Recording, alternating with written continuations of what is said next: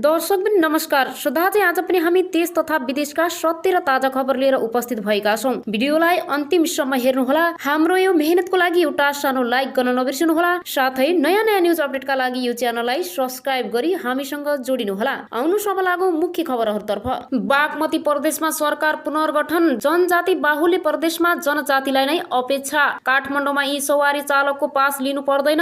यात्रु व्यवस्थापन गर्न वायु सेवा सञ्चालकले बनाए अनुगमन समिति। बाल विवाह गरेको आरोपमा 14 वर्षीय किशोर पक्राउ। उप प्रधानमन्त्रीसँगको भेटमा धुर्मुसले भने बल्ल सरकार छ भन्ने महसुस भयो। निषेधाज्ञा लागेपछि 30% सम्म बढ्यो इन्टरनेट ब्यान्डविड्थ खपत। सरकारले संघीयता खारेज गरे भन्यो भने अनौठो नमाने हुन्छ। देव गुरुङ। हवाई यात्रुलाई हरियो नम्बर प्लेटको ट्याक्सी। कोरोना देखाएपछि गाउँपालिका बन्द। लुम्बिनी प्रदेशमा मन्त्री बनेका जसपाका 4 सांसद पदमुक्त। कोरोना संक्रमितको उपचार गर्न बेड तयार पार्दै जनकपुर प्रादेशिक अस्पताल। नेपालमा 11 लाख बाल श्रमिक, कर्णालीमा सबैभन्दा धेरै। कोरोनाको त्रासबीच बैंकहरूले कमाए 40 अर्ब नाफा। नबिल पहिलो हुँदा सेन्चुरी कमजोर। झपक्क निदाउँदा पनि एठन हुन्छ। 24 घण्टामा सुदूरपश्चिमका 11 जना संक्रमितको मृत्यु। राष्ट्रिय सभा सदस्यको उपनिर्वाचनमा 5 दल दर्ता। पौडी खेल्ने क्रममा डुबेर 10 वर्षीय बालकको मृत्यु।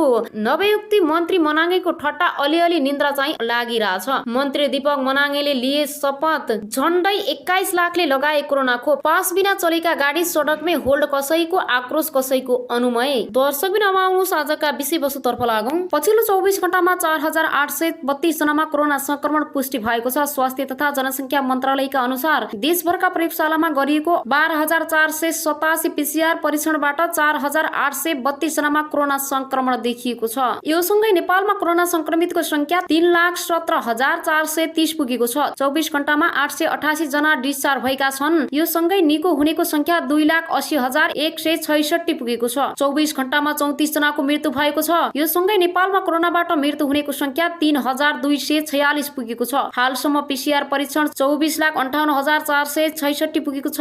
आइसोलेसनमा 34,127 र क्वारेन्टाइनमा 59 जना रहेको स्वास्थ्य मन्त्रालयले जनाएको छ। अब आउनुहोस् अर्को न्यूजतर्फ लागौं। भेरी अस्पतालमा 288 जना स्वाब परीक्षण गर्दा 214 जना कोरोना संक्रमण पुष्टि भएको छ। अस्पतालले पछिल्लो 24 घण्टामा 288 जना स्वाब परीक्षण गर्दा 214 जना कोरोना संक्रमण पुष्टि भएको जानकारी दिएको छ। नयाँ संक्रमित मध्ये 179 जना बाँके बर्दियाका, 92 जना सुर्खेतका, 3 जना र केही अन्य जिल्लाका रहेका छन् भने बाँकेमा थपिएका सबै नेपालगञ्ज उपमहानगरपालिकाका रहेका बाँकेका कोरोना फोकल पर्सनल तेज ओलीले बताए। Nepalgunj medical college, Bageshwari lab र भारतबाट आएका व्यक्तिको जमुना नाकामा परीक्षण हुने भए पनि यी ठाउँबाट बिहिबारको विवरण आइसकेको छैन। यसैगरी आउनुहोस् अब अर्को स्तरप लागौं। लुम्बिनी प्रदेशमा जसपाका 4 सांसद निकासित भएका छन्। जसपा संसदीय दलको पत्र अनुसार सन्तोष कुमार पाण्डेले विजय बहादुर यादव, सुमन शर्मा रायमाझी र कल्पना पाण्डे निष्कासनमा परेको बिहिबार प्रदेश सभा सचिव दुर्लभ कुमार पुन मगरले सूचना मार्फत जानकारी दिएका हुन्। ती निलम्बित सांसदहरूलाई लुम्बिनी प्रदेशका मुख्यमन्त्री शंकर पोखरेलले आफू विरुद्ध अविश्वास प्रस्ताव दर्ता भएको 3.5 घण्टामै वैशाख 6 गते 3 जनालाई मन्त्री र 1 जनालाई राज्य मन्त्रीमा नियुक्त गरेको थियो। उनीहरूमध्ये 1 जनाले अविश्वासको प्रस्तावमा हस्ताक्षर गरेका थिएनन्। पाण्डेले भौतिक पूर्वाधार विकास मन्त्रालय, यादव भूमि व्यवस्था कृषि तथा सहकारी मन्त्रालय, पाण्डे शिक्षा तथा सामाजिक विकास मन्त्रालय र रायमाझीले भौतिक पूर्वाधार विकास मन्त्रालयमा राज्य मन्त्रीको जिम्मेवारीमा छन्। पार्टी नीति र निर्णय विपरीत प्रदेश सरकारमा मन्त्री बनेको भन्दै जसपाको लुम्बिनी प्रदेश संसदीय दलको वैशाख 7 गते कार्यवाही प्रक्रिया अघि बढाएको थियो। जसपा संसदीय दलका नेता सहसराम यादवले 4 जना सांसदलाई छुट्टा छुट्टै रूपमा 24 घण्टौं स्पष्टीकरण सोधेको थियो। लुम्बिनी प्रदेश सरकार र मन्त्री परिषद प्रति विश्वास छैन भने जसपाको लुम्बिनी प्रदेश समितिको 26 को बैठक निर्णय र वैशाख 6 गतेको संसदीय दलको बैठकमा उपस्थित भएर हस्ताक्षर गरेको निर्णय किन उल्लङ्घन गरेको भन्दै राजनीतिक दल सम्बन्धी ऐन 2073 को दफा 28 को उपदफा 1 क र 2 बमोजिम हिप उल्लङ्घन किन गरेको भन्ने विषयमा स्पष्टीकरण सोधेको थियो। प्रदेश सभा सदस्यको पद निर्वाचनमा रूपन्देही क्षेत्र नम्बर 3-1 बाट निर्वाचित सदस्य पाण्डे, बाँके क्षेत्र नम्बर 2-1 बाट निर्वाचित सदस्य यादव, समानुपातिक बन्द सूचीबाट निर्वाचित सदस्य रायमाझी र पाण्डेलाई प्रदेश सभा सदस्य र पार्टी सदस्य पदबाट निष्कासन गरेको बेहोरा जनता समाजवादी पार्टी लुम्बिनी प्रदेश सभा संसदीय दलले बिहिबार प्रदेश सभा सचिवालयमा जानकारी गराएपछि उनीहरूलाई निष्कासन गरिएको सचिवालयको सूचना पार्टीमा टाङ्स गरिएको छ। अब आउनुहोस् अर्को न्यूजतर्फ लागौं। भारतमा एकै दिन करिब 3,80,000लाई कोरोना, 3,645 जनाको मृत्यु भएको छ।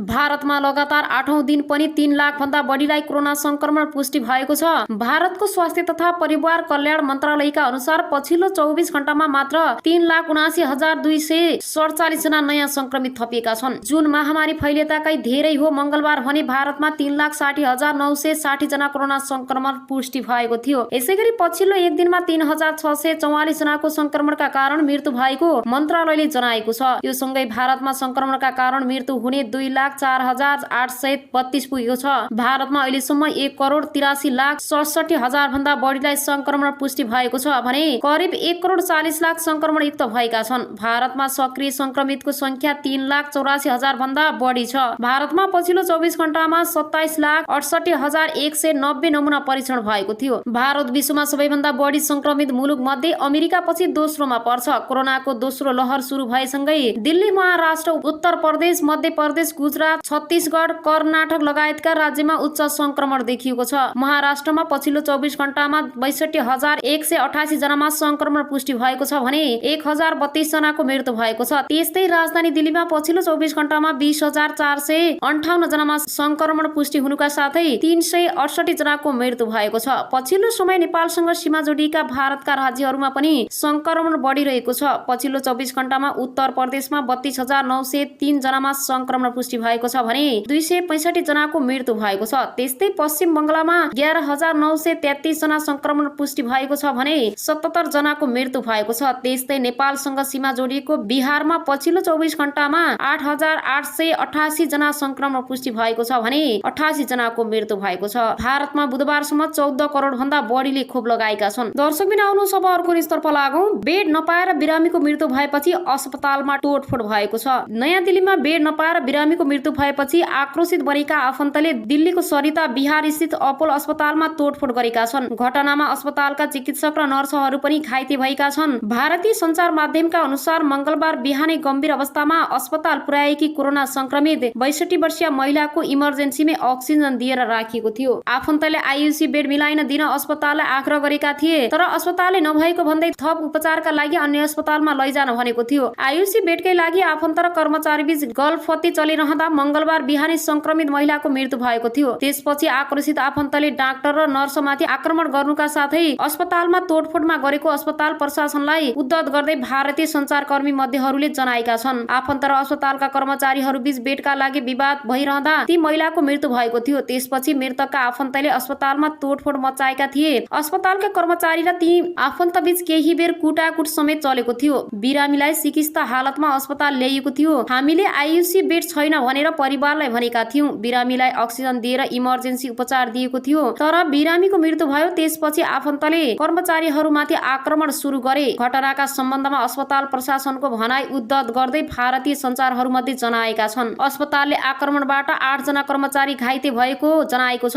झडप इमर्जेन्सी वार्डबाट सुरु भएर बाहिर गेटमै चलेको थियो। घटनाको भिडियो सामाजिक सञ्जालमा पनि सार्वजनिक भएको छ, जसमा अस्पतालका कर्मचारी र मृतकका आफन्तबीच झडप भएको देखिन्छ। मृतकका आफन्तहरूको भनाई महामारी बढेसँगै भारतको स्वास्थ्य प्रणाली अस्तव्यस्त बनेको छ। भारतका दिल्ली, महाराष्ट्र, गुजरात, मध्य प्रदेश, उत्तर प्रदेश लगायतका राज्यमा बेड, अक्सिजन र अत्यावश्यक औषधिको चरम अभाव देखिएको छ। अब आउनुहोस् अर्को न्यूजतर्फ लागौं। हरियो प्लेटका ट्याक्सीले हवाई यात्रु ओसार्न पाउने। निषेधाज्ञामा विमानस्थलमा सञ्चालित प्रिपेड हरियो नम्बर प्लेटका ट्याक्सीहरूले हवाई यात्रुलाई ओसार पसार गर्न पाउने भएका छन्। हवाई यात्रुलाई आउन जान सहज भएपछि त्रिभुवन अन्तर्राष्ट्रिय विमानस्थल कार्यालयले मंगलबार त्यहाँ रहेको विमानस्थल हवाई यात्रु यातायात सेवा व्यवस्था लिमिटेडलाई यो अधिकार दिएको हो। यो कम्पनीले हाल अन्तर्राष्ट्रिय विमानस्थलमा 208 वटा हरियो नम्बर प्लेट भएका ट्याक्सी सञ्चालन गर्दै आइरहेको छ। हामीलाई काठमाडौँ शहरभित्र घर भएका हवाई यात्रुलाई उनीहरूको घर वा होटलमा पुर्याउन अनुमति दिएको छ। कम्पनीका प्रबन्धक निर्देशक पुरुषोत्तम किम खडाले कान्तिपुरसँग भने, जाँदा यात्रुसँग हवाई टिकट, भिसा, बोर्डिङ पास हुने भएकोले सजिलो भएको छ।